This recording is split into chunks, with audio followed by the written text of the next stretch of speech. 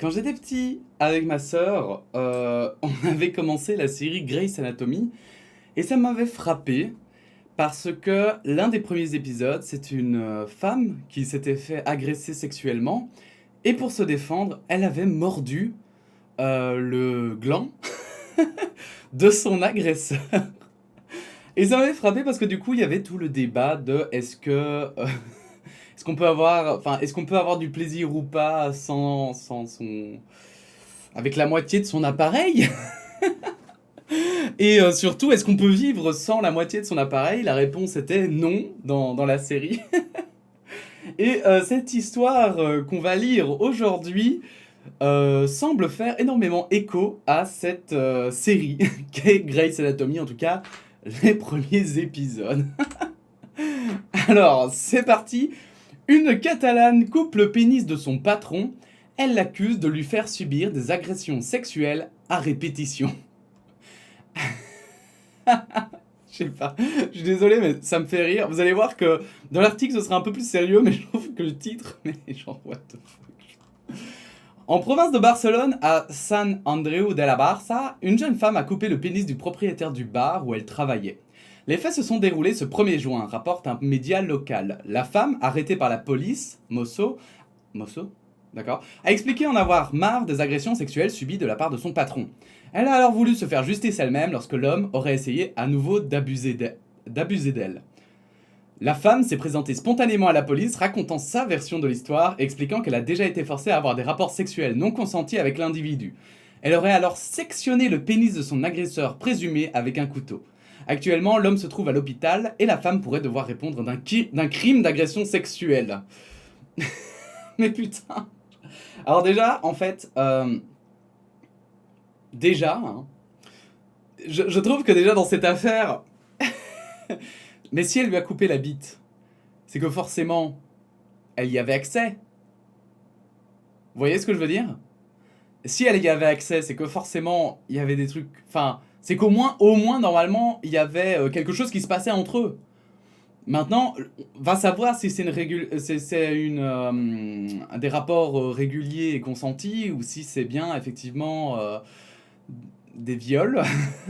Mais c'est à la fois horrible et d'un autre côté, en fait, ça paraît tellement absurde que ça me fait rire. Donc voilà, désolé évidemment à tous ceux qui pourraient le prendre mal, mais le but c'est d'essayer de prendre un peu de recul et de le prendre un peu à la légère, entre guillemets. Donc, ne m'en voulez pas s'il vous plaît. Mais c'est vrai qu'après, c'est le reste de l'article est très intéressant et on va rebondir dessus. C'est pour ça aussi que je lis cet article. Parce que, outre le fait qu'il soit très drôle parce qu'il me fait penser à un épisode de Grey's Anatomy, il est surtout très intéressant dans son fond. Et on peut en tirer quelque chose. Des précédents et un cadre législatif en évolution. Seules les investigations qui seront menées permettront en effet de savoir dans quelles circonstances précises se sont déroulés les faits. Si ce fait divers est plutôt inédit et que tous les éléments de l'enquête n'ont pas encore été éclaircis, cet épisode met en avant la question de la responsabilité et de la prise en charge du viol.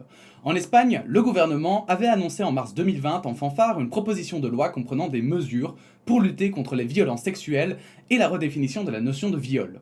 La proposition, bien vue de la part de plusieurs associations dont Amnesty International, faisait écho à l'affaire de la Meute. À l'époque, 5 hommes étaient accusés de viol collectif à l'encontre d'une adolescente de 14 ans.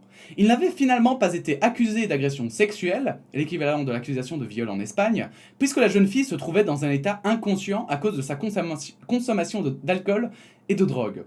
Ainsi, le juge estimait que les accusés n'avaient fait usage d'aucune sorte de violence ou d'intimidation et avaient été condamnés à des peines de prison allant de 10 à 20 ans contre les 15 à 20 ans prévus dans les cas d'agression sexuelle. Et ça alors, l'argument, je ne le comprendrai dans ma vie, hein, je ne le comprendrai jamais. Mais ça, hein, ce juge qui a décidé ça, hein, mais moi, ça me sidère. Je sais pas pour vous, mais c'est un peu finalement...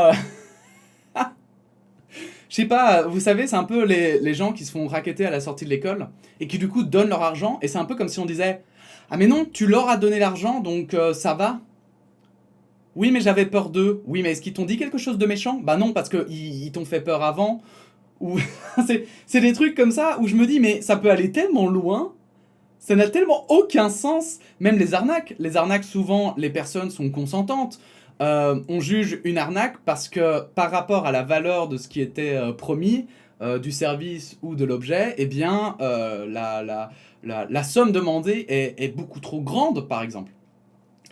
Donc, ça devient du vol. Mais alors, du coup, ce juge, il juge comment les affaires, justement? Enfin, je me dis, mais comment on peut se dire, ah ben non, mais la fille, elle était inconsciente. Bah, c'est pas un viol. Ça va, c'est bon, elle a pas dit non. Mais la fille, elle était morte. C'est pas un viol. Enfin, je sais pas, genre, y a pas un truc tout à coup dans la tête du juge qui a fait, attends, ma logique est quand même un peu pétée là. C'est putain de merde, quoi. Le jugement émis avait suscité un tollé en Espagne et à l'étranger aussi, poussant le gouvernement à faire une proposition de loi en mars 2020 afin de réviser la définition juridique du viol pour une approche fondée sur le consentement. Depuis, cette proposition n'a toujours pas été déposée au Parlement.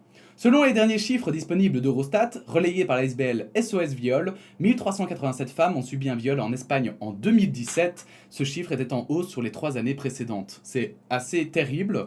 Donc voilà, c'est juste que ici, dans cette affaire, je trouvais l'affaire en elle-même marrante, bien sûr, mais bien sûr, pardon, il y a tout un intérêt derrière. Il faut savoir qu'en Belgique aussi, hein, il y a une, voilà, j'en avais parlé il y a quelques jours, hein, mais il y a une jeune fille de 14 ans en Flandre qui s'est fait violer et qui s'est suicidée à cause de ça. Et c'est ça que je trouvais bien, c'est que ça va bouger du coup. Alors c'est triste qu'on attende que les personnes meurent pour le faire, mais ça va bouger. Et du coup, maintenant, on va alourdir les peines pour viol, et on peut que applaudir ça. Il est temps que nos sociétés prennent conscience quand même que c'est pas normal, ce nombre de viols, c'est pas normal. Et en Espagne, je sais qu'ils ont encore beaucoup de chemin à faire, déjà pour arriver à notre niveau. Donc, donc voilà, bref. Mais ouais, je trouvais cette nouvelle amusante tout en étant évidemment dramatique, hein. Surtout que, bon, là, la fille, elle est accusée, du coup, d'un crime d'agression sexuelle, mais est-ce qu'ils vont tenir compte si elle se faisait agresser elle-même? Si elle était inconsciente, par exemple, est-ce que ça va pas lui porter préjudice en Espagne? Enfin bon, je sais pas, c'est le genre de nouvelles où je me dis, bon, le titre est drôle, mais au final, au fond, c'est quand même un peu triste. Bref, malgré tout, on va arriver à des... Aujourd'hui, il y aura des nouvelles plus légères, je vous le dis déjà. N'hésitez pas à vous abonner, n'hésitez pas à liker les vidéos et à la partager si vous la trouvez évidemment intéressante, si elle vous a plu. N'hésitez pas à donner votre opinion en commentaire. Et puis sinon, on se dit à bientôt pour de nouvelles actus. Voilà, la bise.